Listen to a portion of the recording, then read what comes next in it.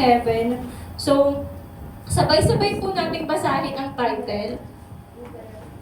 Ang pagsunod ay nagdadala ng pagpapala at proteksyon mula sa Diyos.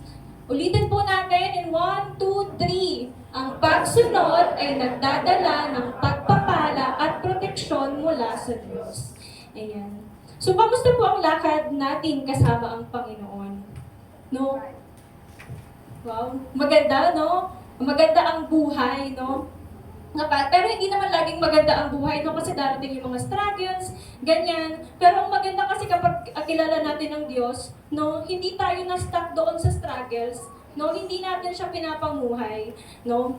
Ayan. So kung minsan, no, nakakapagod maging Kristiyano, no? Sa mundong parang paurong ang takbo, no? Na kahit saan ka tumingin, sa balita, sa social media, sa paligid, no? Sobrang daming gulo. No? Sobrang daming kasalanan. So, alam naman natin na yung government, di ba? Kaguluhan sa government, sa schools, na akala natin yung school is safe, no? Ngayon hindi na safe. School violence, no? Nung nakaraan lang linggo, di ba, yung writer, nagtatrabaho ng marangal, pero hinold up or sinaksak, di ba? Grabe na yung kasalanan ng mundo. So, sa panahon natin ngayon, madaling sumabay sa agos ng mundo. No? Maraming nagsasabi na ang tama ay depende sa feelings mo, no? Akala natin, or karamihan, ang akala nila na kapag feeling mo, ito yung tama, yun na yun, kasi binibase natin siya sa feelings. Pero hindi po yun ganon, no? Kasi kapag nagdidesisyon tayo na mataas ang emosyon, di ba more on nagkakamali tayo kasi mataas yung emosyon natin. So hindi talaga siya based sa feelings. Ayan, so marami din gumagawa ng mali dahil ginagawa ito ng karamihan. Sabi na, ginagawa naman ng marami o ginagawa naman niya, bakit ako hindi ko pwedeng gawin? So alam natin yung salita ng Diyos, alam na natin kung ano yung tama, at alam natin kung ano yung makakasakit sa Lord. So ngunit ang tanong, no, paano tayo mamumuhay bilang mga anak ng Diyos sa gitna ng mundong puno ng kasalanan? So ang hirap naman mamuhay, no? Yung paligid mo, nagko-compromise, ang paligid mo, nakikita mo na yun yung ginagawa nila. So, mahirap talagang lumakad sa salita ng Diyos, no, sa Lord. Pero, salamat sa Diyos, no, kasi nakarinig tayo ng salita at ang Diyos din ang magagabay sa atin, gagawa ng proteksyon. Katulad nga po ng title, na ang pagsunod ay nagdadala ng pagpapala at proteksyon sa Diyos. So, ang sagot din ay makikita natin sa buhay ni Noah. So, hindi naging madali ang buhay niya. Nabuhay siya sa isang puno ng karahasan. So parang ganun, no? Parang ganun din mundo natin ngayon, no? Kasamaan, pagsuway sa Diyos. Ngunit sa gitna ng madilim na henerasyon, isang tao ang namukod tangi. Sabihin natin, bukod tangi. Ayan. So dapat tayo ay bukod tangi. Sabi sa Genesis chapter 6 verse 8, ngunit si Noah ay nakasumpong ng biyaya sa paningin ng Panginoon. So mapapansin natin ang salitang ngunit. Ngunit si Noah ay nakasumpong ng biyaya sa paningin ng Panginoon. So ibig sabihin, iba si Noah. Iba siya sa karamihan. Hindi siya nagpadaig sa impluwensya ng kanyang paligid. Ngayon, titignan natin ang tatlong ginawa ni Noah na maaari nating tularan upang maranasan natin ang open heaven. Ang open heaven ang blessing sa kabila ng mundo. So una, ang pagsunod ay hindi nakadepende sa ginagawa ng karamihan. So sabi sa Genesis 6, inilarawan ng mundo bilang puno ng kasamaan. So lahat halos ay lumalayo sa Diyos, ngunit si Noah ay nanatiling tapat. Ayan, sabihin mo sa katabi mo, manatiling tapat tayo. Ayan. So maraming tao ang gumagamit ng dahilan, ginagawa naman ng lahat. Normal na kasi ngayon, nanonormalize na ngayon yung immorality kasi pinopromote na sa social media ng mga sikat at influencer. Kaya akala ng tao is okay lang katulad ng sugal, no?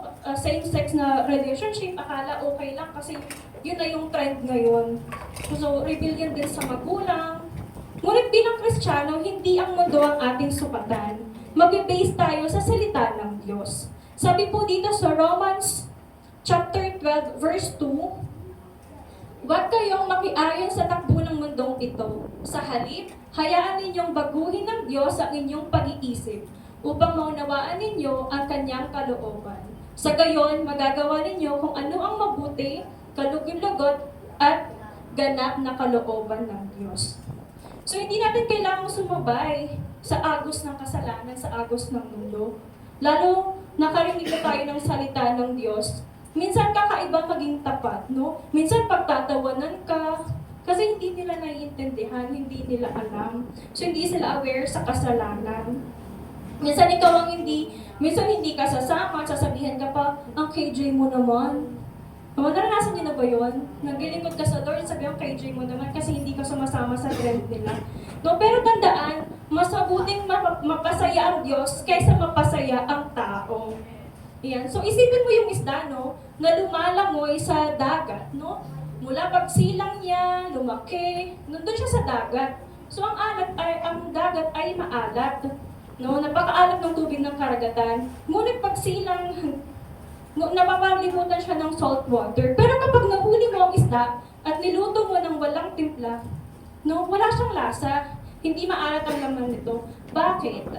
Kasi mas may kakayahan ang mga isda na panatiling malinis ang loob nito kahit na maalat ang paligid. So ganoon din natin, panatilihin nating meron tayong kalinisan, panatilihin,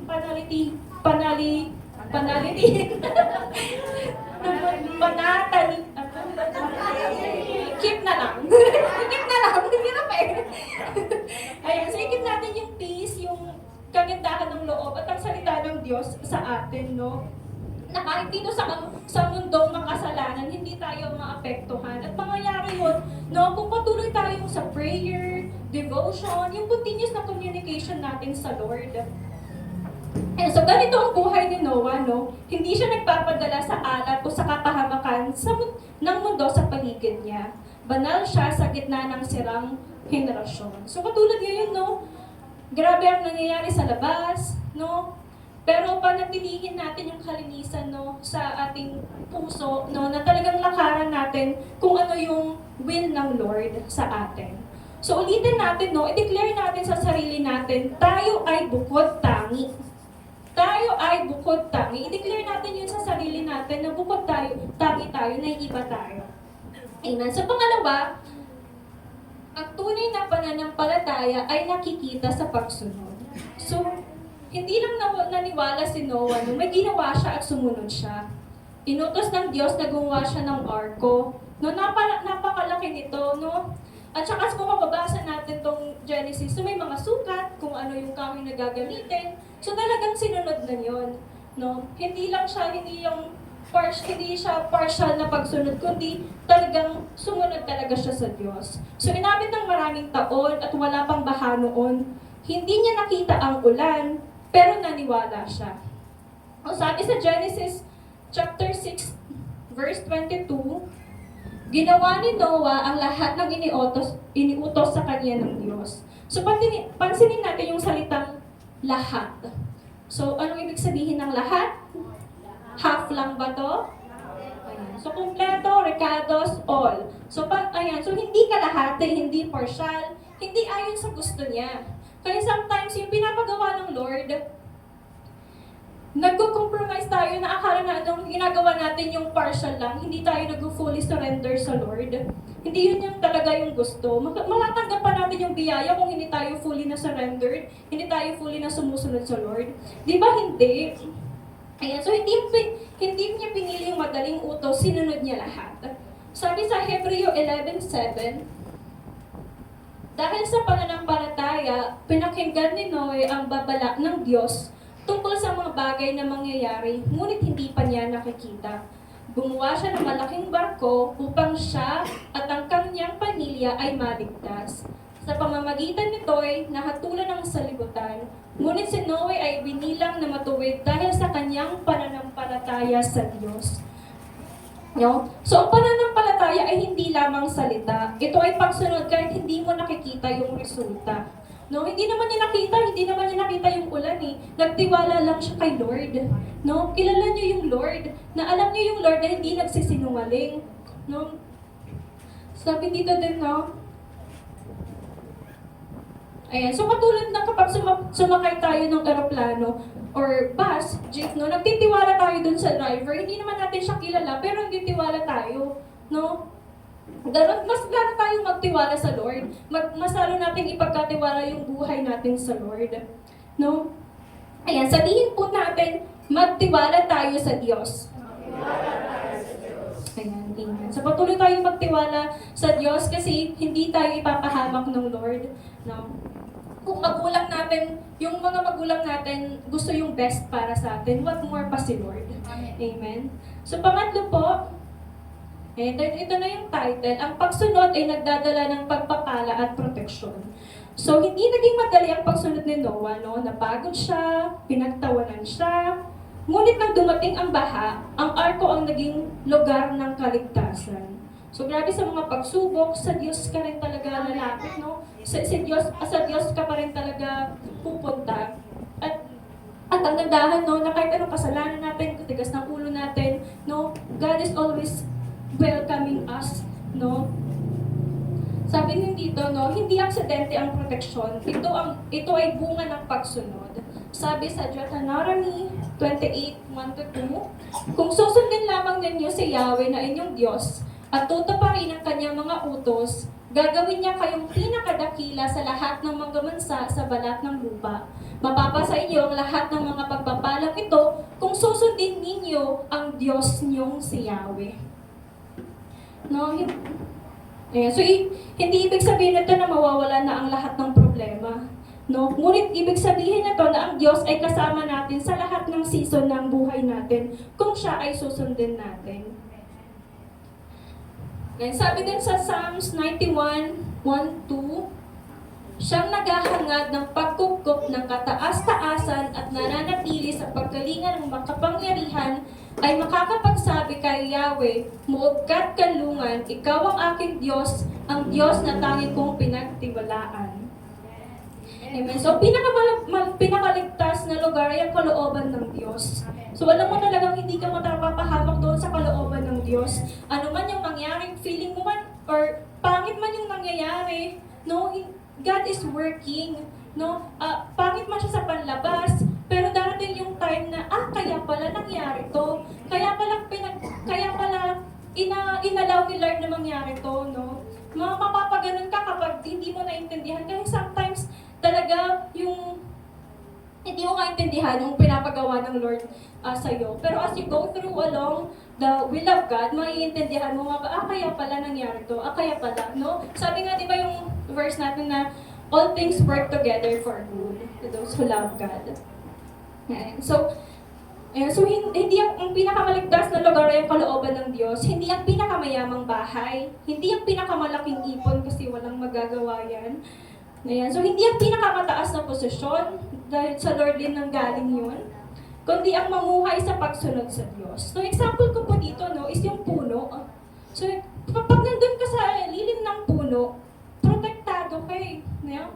Protected ka from the sun, no, mahangin, no? At may blessings na bunga yung puno. So, kapag namunga ang puno, sino ba yung first hand na makakatanggap nun? Siyempre yung nandun sa lilim. No, pwede kong mag-extend ng blessings din doon sa mga hindi nasa lilim, pero iba kasi yung blessings na nandun ka sa lilim mismo ng Lord. Sa lilim mismo ng puno, no? Ikaw yung unang makakasalo ng mga blessings. So, ang pagsunod ni Noah ay naging pagpapala sa kanyang pamilya.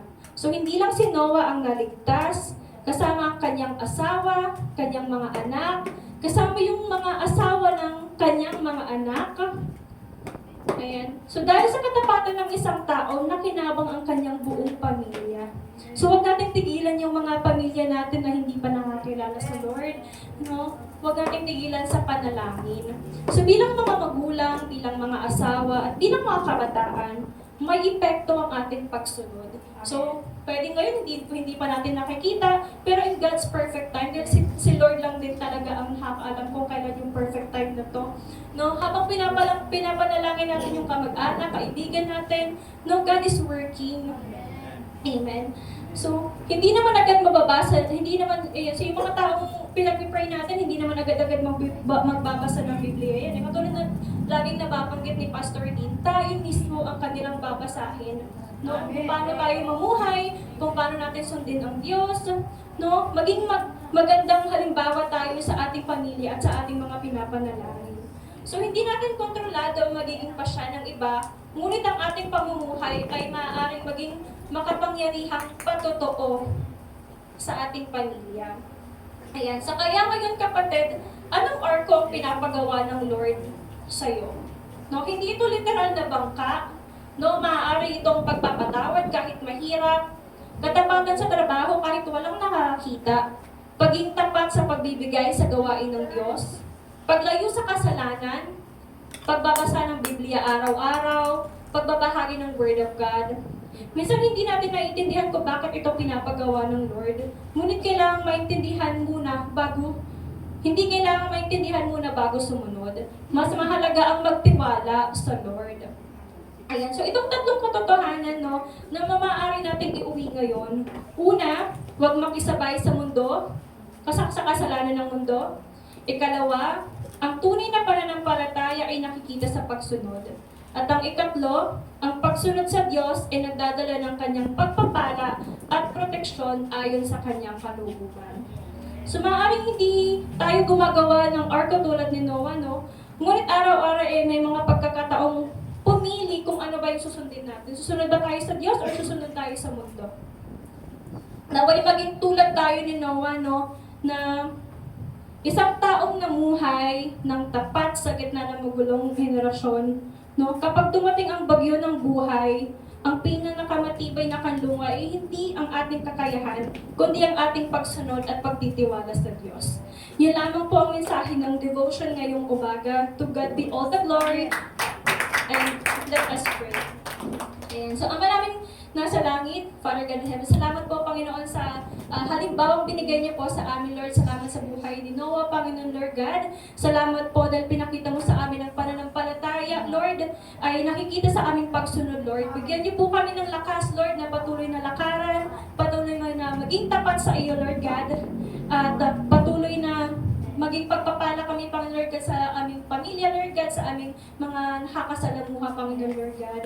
At naway maging ang aming pagsunod ay pagpapala, Panginoon Lord God, sa mga pamilya po namin, Lord God. Salamat po, Lord. Ito po ang aming dalangin sa pangalan ni Jesus. Amen.